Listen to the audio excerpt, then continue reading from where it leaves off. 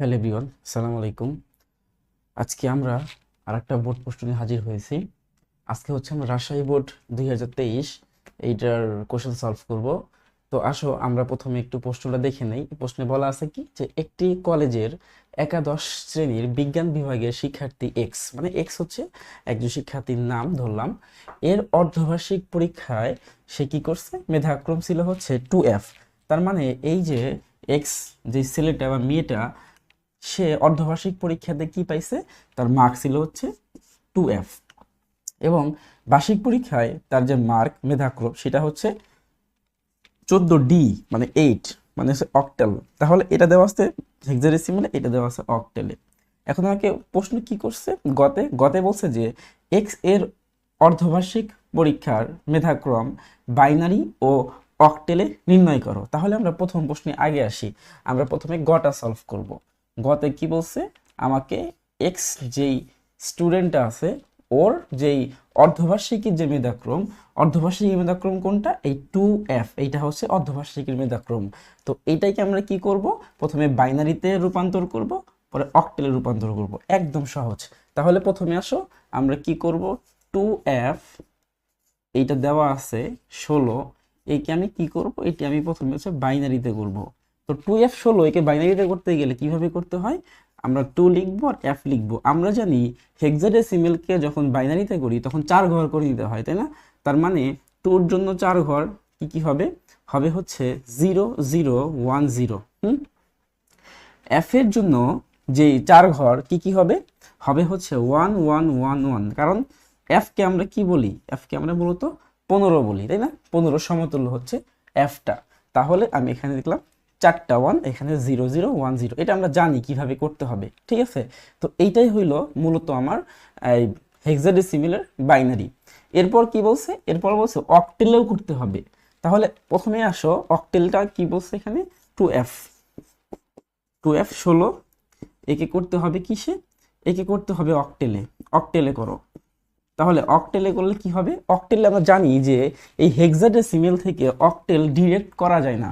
Hexadecimal থেকে অক্টেল কি করা যায় না, ডিরেক্ট করা যায় না।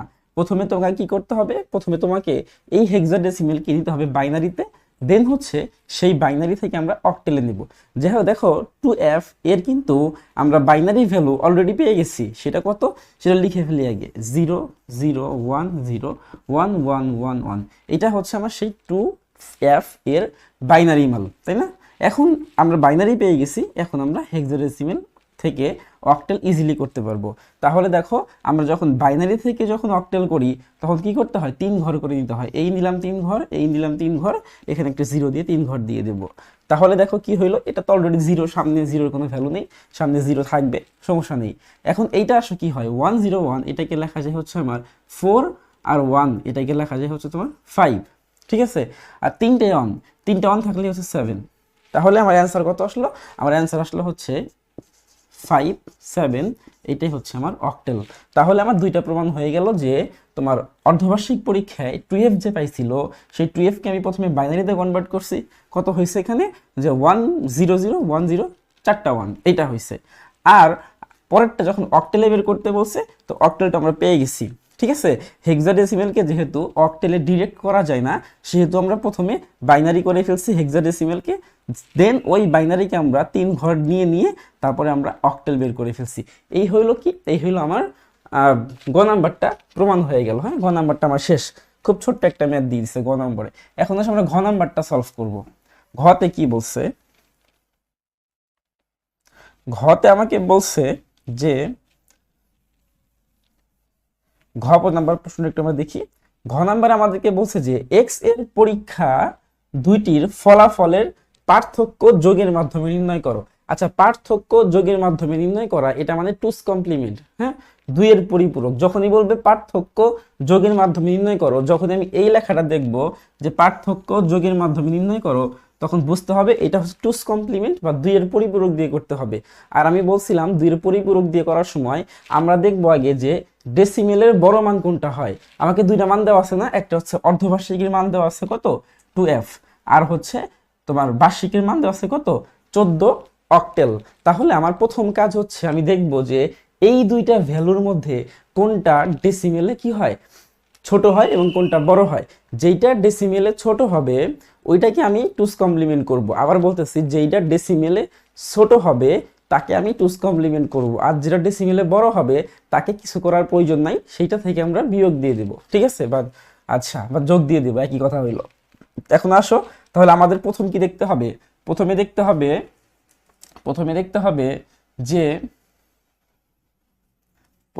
হবে যে তোমাকে 2f এবং 14 এর মধ্যে আসলে ডেসিমেলে বড় কে। আমি আগে প্রথমে বের করি 2f, এইটার ডেসিমেল আমরা আগে বের করব, এটার ডেসিমেল আগে বের করব। তো এটার ডেসিমেল কত আসে, এটার ডেসিমেল আসে হচ্ছে ধরো 2 ইন্টু 16 প্লাস এফ এর ভ্যালু কত, এফ এর ভ্যালু লেখা যাচ্ছে 15 ইন্টু 16, এটাকে 0 দিয়ে দাও, এটাকে 1 দিয়ে দাও, তোমার অ্যান্সার চলে আসে কত 2 আর হচ্ছে 16 32 প্লাস তোমার 16কে উপরে 0 দিয়ে দিলে 1 হয়ে যায়, তাহলে 1 ইন্টু 15 হয়ে যাবে শুধু 15। তাহলে আমার অ্যান্সার কত আসলো, অ্যান্সার আসলো 15 আর হচ্ছে 32 47। তাহলে আমি দেখলাম যে আমার দশমিক ভ্যালু যেটা তোমার অর্ধবার্ষিক পরীক্ষার এইটা আসছে 47। এখন দেখব যে তোমার বার্ষিক পরীক্ষা যেটা ছিল অক্টেলে, এইটার ডেসিমেল কত আসে। তাহলে 14, এটা হচ্ছে আমার আছে অক্টেলে, এটাকে আমরা কি করব, এটাকে আমরা যদি 10-এ করি কি পাওয়া যায়, 10-এ করলে পাওয়া যাবে হচ্ছে তোমার নর্মালি 14 ইন্টু 8 প্লাস 4 ইন্টু 8। আচ্ছা, এটা 0, এটা 1, তাহলে দেখো এখানে কি হইলো, এখানে হবে তোমার হচ্ছে 8 একে 8 আর এখানে হবে 4, তাহলে কত পাওয়া গেল 8 আর 4 হচ্ছে 12। ঠিক আছে, তাহলে আমি 12 পাইলাম, কি আমার 12 পাইলাম 10। তাহলে এখানে দেখা গেল যে আমার অর্ধবার্ষিক পরীক্ষায় পাইছি 47 আর হচ্ছে বার্ষিক পরীক্ষায় পাইছি হচ্ছে মাত্র হচ্ছে 12। তাহলে আমি বুঝতেছি যে এখানে আমার ছোট সংখ্যা হচ্ছে 12, মানে বার্ষিক পরীক্ষা যেটা পাইছে এইটা হচ্ছে আমার ছোট সংখ্যা।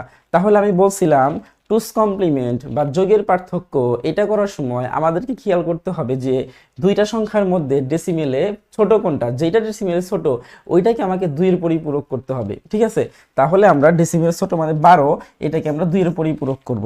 তাহলে আসো আমরা মুছে দেই। হ্যাঁ, একটু মনে রাখবা 2f এর ভ্যালু পাওয়া গেছে 47। আচ্ছা, তাহলে আমরা প্রথমে একটা কাজ করতে পারি, যেহেতু আমার 47 কে আমার টুস কমপ্লিমেন্ট করা লাগবে না, 47 এর আমি কি বের করে রাখবো, 47 এর বাইনারিটা আমি বের করে রেখে দিই, কারণ টুস কমপ্লিমেন্ট করতে গেলে মাস্ট বি আমাকে বাইনারি বের করতে হবে। এখন আমার কাজ কি, যে 47 এর বাইনারি বের করব। তাহলে এখানে আসো 47, এটার বাইনারি কত হবে, এটা তো আমার 10 তাই না, এর বাইনারি কত হবে, এর বাইনারি তোমার যদি আমরা বের করি, নর্মালি এভাবে বাইনারি বের করা যায়, তোমরা এভাবে বের করবা 47 যে নিয়মে বের করতাম ওই নিয়মেই করব। আমার এখানে হচ্ছে 2 দিয়ে দেব, তাহলে হবে কত 20 20 40 3 2 3 3 6, তাহলে এখানে হবে হচ্ছে 23, এখানে হাতে থাকবে 1, তারপর আবার 2 দিয়ে দাও, তাহলে কত হয় 11 11 হচ্ছে 22 হয়, 11 হাতে থাকে 1, তুমি আবার 2 দিয়ে দাও, 5 5 10 হয়, হাতে থাকে 1, তুমি আবার 2 দিয়ে দাও, কত হয় 2 2 হচ্ছে 2 2 গুণ 4, হাতে থাকে 1, তুমি আবার 2 দিয়ে দাও, এখানে 1 হয়, হাতে থাকে হচ্ছে 0। ঠিক আছে, তো আমি যখন আবার 2 দিয়ে দেব, 0 পাশে পাশে 0 এসে 0 হয়ে যাবে, ও পাশে 1 হয়ে যাবে।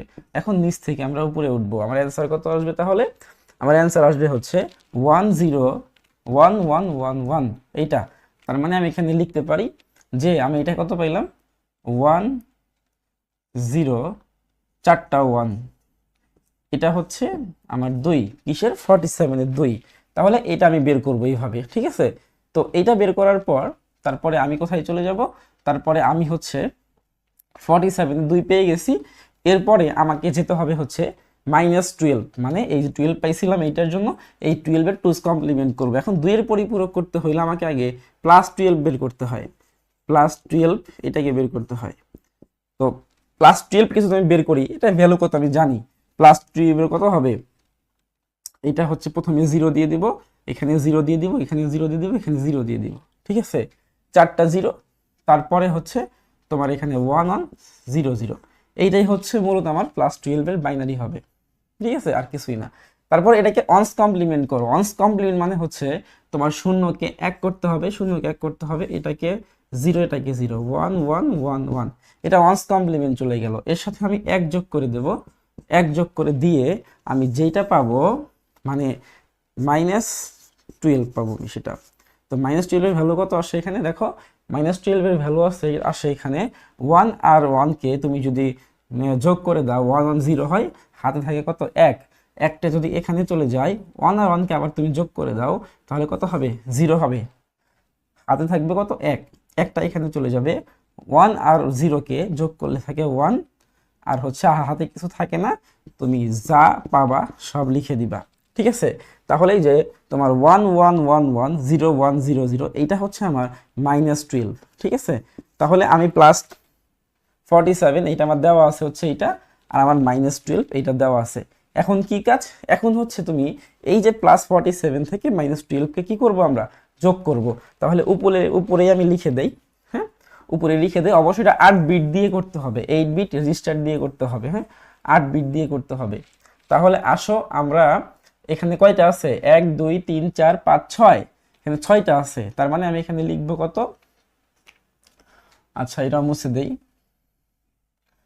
তাহলে আমি লিখবো আগে 0 0 আগে দিয়ে নেব, 1 2 3 4 5 6, 8টা হয়ে গেছে, 1 2 3 4 5 6 7 8। ঠিক আছে, আর এই যে -12, এই -12 এর ভ্যালুটা আমি এখানে লিখে দেব, -12 এটা হচ্ছে আমার 10, এটা সমান সমান লিখবো হচ্ছে এই 1 এই 1 এই 1 এই 1, তারপরে এই 0 1, তারপর ডাবল 0। ঠিক আছে, এখন কি করব আমরা, এখন এটাকে ক্যালকুলেশন করব বা এটাকে আমরা যোগ দিয়ে দেব, এটা মুছে দেই, এটা আমার লাগবে না, এটাকে যোগ দিয়ে দেব। তো এটাকে যোগ দিয়ে দিলে আমি দেখো কি পাচ্ছি, 0 আর 1 কে যোগ দিলে 1 হয়, 0 1 কে যোগ দিলে 1 হয়, 1 আর 1 কে যোগ দিলে 0 হয়, হাতে থাকে 1, 1 এখানে চলে যাবে, 1 আর 1 কে যোগ দিলে 0 হয়, হাতে থাকে 1, 1 হচ্ছে তোমার এখানে চলে যাবে, 1 আর 1 যোগ দিলে 0 হয়, হাতে 1, 1 এখানে চলে যাবে, এখন 3টা 1 হয়ে যাচ্ছে, মানে এখানে 1 হবে, হাতে 1 থাকবে, হাতে 1 এখানে চলে যাবে।